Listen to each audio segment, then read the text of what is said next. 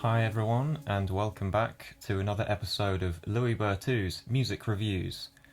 Today I'm tackling the new record by Floating Points, Promises.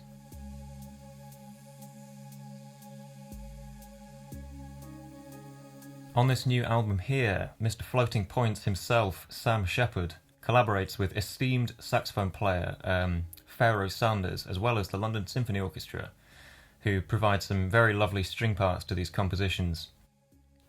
And I personally know Pharaoh from such classic spiritual jazz records as Karma or Tawhid. However, I hadn't checked out Floating Points until this album here, so really this is my introduction to the man. I've got to say I'm impressed. Like this album Promises, it's a very ambitious record, I think, and it really synthesizes quite a few genres and creates what I would consider to be quite a unique sound, even if the actual sounds of the instruments themselves have been done before. You know, this particular pairing isn't something I'm used to listening to, so that's pretty good. Props to Sam Shepard for that. The record is split into 9 movements, each exploring quite a lot of different sounds. However, they're all tied together, I think, by this one repeating chord progression, which really acts as the main theme of this album, I think.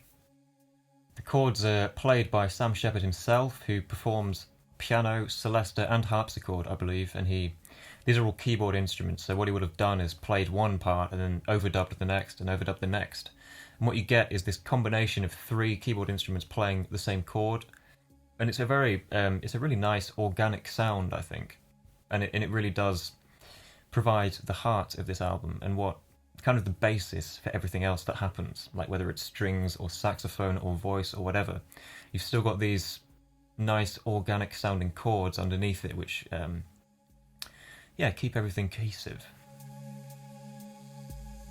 I think what this consistent chord progression demonstrates the most for me is musical restraint, and I'm always very impressed by musicians who are able to sort of construct songs using the most simple ideas and really just getting the most out of them. Like, I know in my own music I do have a tendency to definitely include way too many ideas, more ideas than what's necessary. However, on this record here, Promises, I think what Sam Shepard demonstrates is just his ability to really produce a great piece of work from quite simple foundation. In addition to the construction and the composition of this album, I'd also like to talk a bit about the sound of this record, which I think is quite interesting. It really, like the sound palette of this album really enhances quite a few genres, actually, and the roots are definitely in jazz. However, there's definitely neoclassical influences here. There's electronica definitely at play.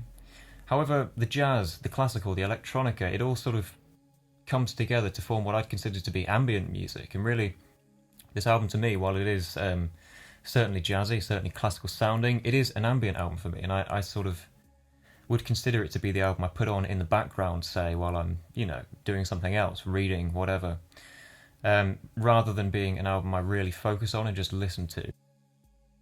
Yeah, the sound of this record does make me think of Brian Eno, certainly, especially a song like Zawinul Lava off his Another Green World album. I find it's something about the way the chords are picked out on Promises and the slow moving chord progression. It does remind me a lot of a track like Zawinul Lava. Similarly, the combination of jazz and ambient music does make me think of another musician, John Hassell, who's probably one of my favourite musicians of all time, produced some fantastic albums, especially in the 80s. But yeah, just this pairing of jazz and ambient does make me think of his work. While a record like, say, Fourth World Volume 1 Possible Musics by John Hassell will keep me coming back to it for its kind of unique sound and like overall mystery, I do find by comparison Promises, the music on it's slightly less striking, I find. And even though it's still a great album, it's kind of the music that I respect more than I actually, want to give repeat listens to. That might change over time, like it's a minor criticism, because I still think that the album's great. It's very clever music. I do find it just lacks some kind of grit and authenticity that an album like, say, Fourth World Volume 1 has.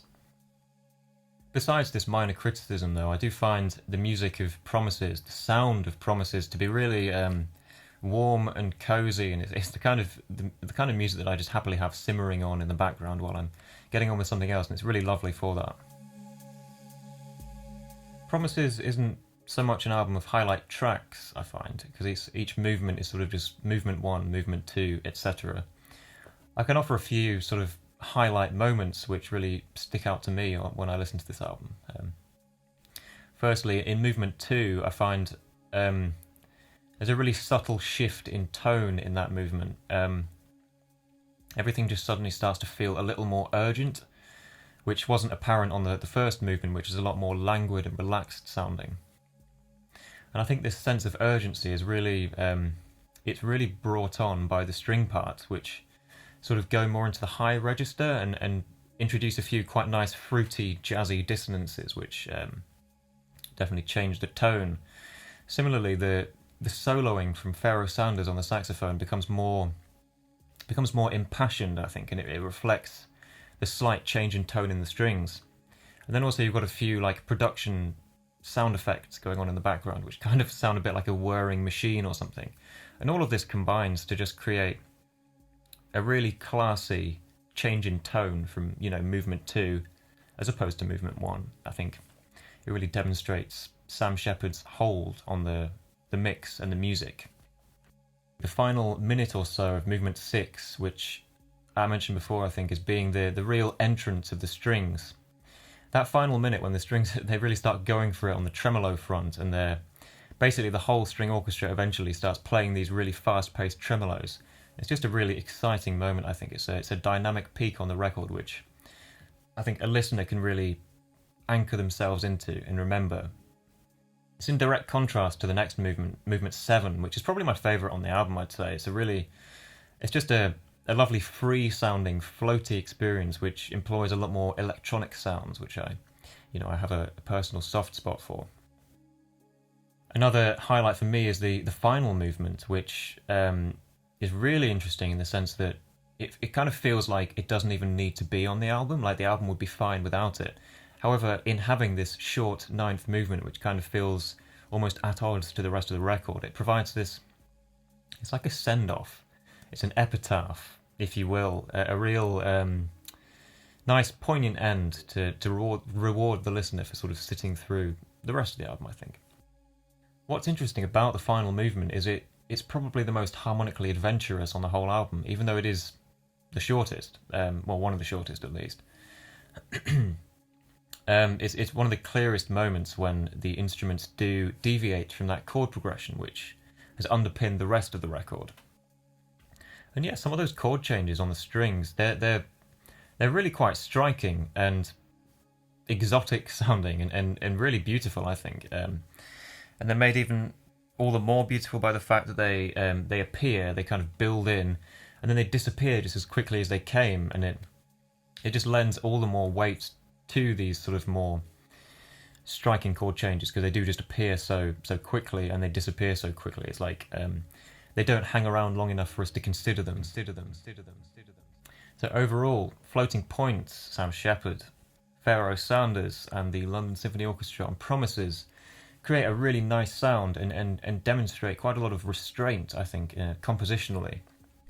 The different sonic palettes of jazz, classical, ambient, electronica, I think work really well together and create it's a really nice warm blanket of a sound. My only criticism is that it's very clever music, and I perhaps think it's more the kind of music that I respect rather than listen to extensively.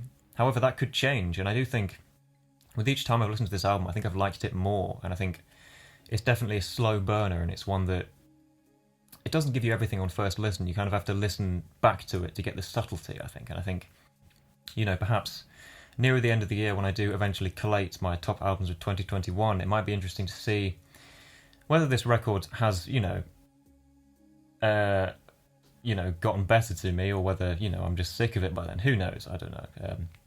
But I think overall, regardless of that minor nitpick that it perhaps is more respectable music rather than listenable music, I think this album does get, for me, an 8 out of 10, and it's definitely the best album of the year so far for me. It's, yeah, bloody lovely.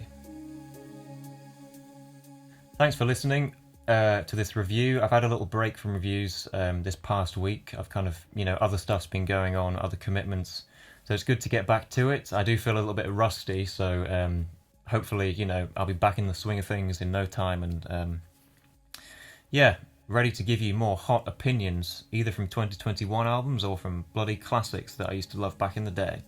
And yeah, I'll see you in the next review. Louis B, out.